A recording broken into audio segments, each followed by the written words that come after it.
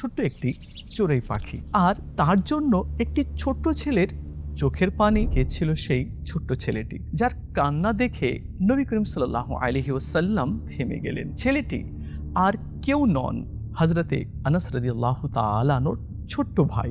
বয়সে নেহায়েতেই একজন শিশু। তার একটি প্রিয় সঙ্গী ছিল, একটি ছোট্ট চড়ুই পাখি, যাকে সে নুগায়ের বলে ডাকত। সেই পাখিটির সাথেই তার সময় কাটতো, খেলতো, আদর করত আর কথা বলতো। এরপরেই হঠাৎ একদিন তাদের বিচ্ছেদ ঘটে গেল। পাখিটার অনাকাঙ্ক্ষিত মৃত্যু হয়ে গেল। পাখিটার অনাকাঙ্ক্ষিত মৃত্যু যেন সে মেনে নিতেই পারছিল না। তার কাছে এর চেয়ে বড় কষ্ট আর কিছুই ছিল না। তার ছোট্ট পৃথিবীটা যেন থমকে গেল, আর সেই বিরহের দৃশ্য এড়ালো না নবী সাল্লাল্লাহু আলাইহি সাল্লামের দৃষ্টিকে। রাহমাতুল আলামিন সাল্লাল্লাহু আলাইহি ওয়াসাল্লাম, যিনি উম্মতের ভার বহন করতেন, যিনি প্রতিদিন লক্ষ লক্ষ মানুষের চিন্তায় ব্যাকুল থাকতেন, তিনি থেমে গেলেন একটি শিশুর দুঃখের দৃশ্য দেখে। নবী করিম সাল্লাল্লাহু আলাইহি ওয়াসাল্লাম তার কাছে গিয়ে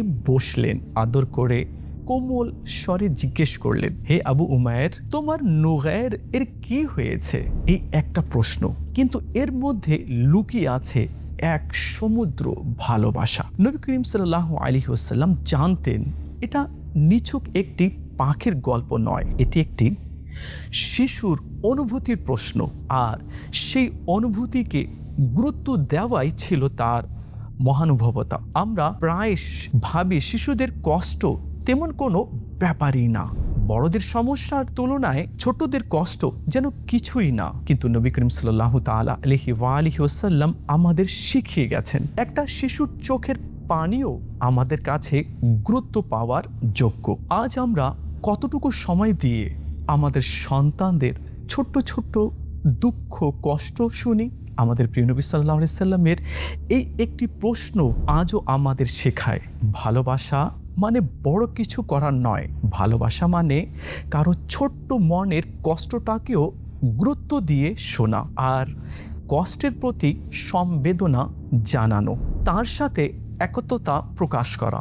আর তখনই কেবল হয়ে উঠব আমরা প্রকৃত দায়িত্বশীল। কেননা প্রকৃত দায়িত্বশীল তো সেই, যার নিকট কারো কষ্ট ছোট মনে হয় না।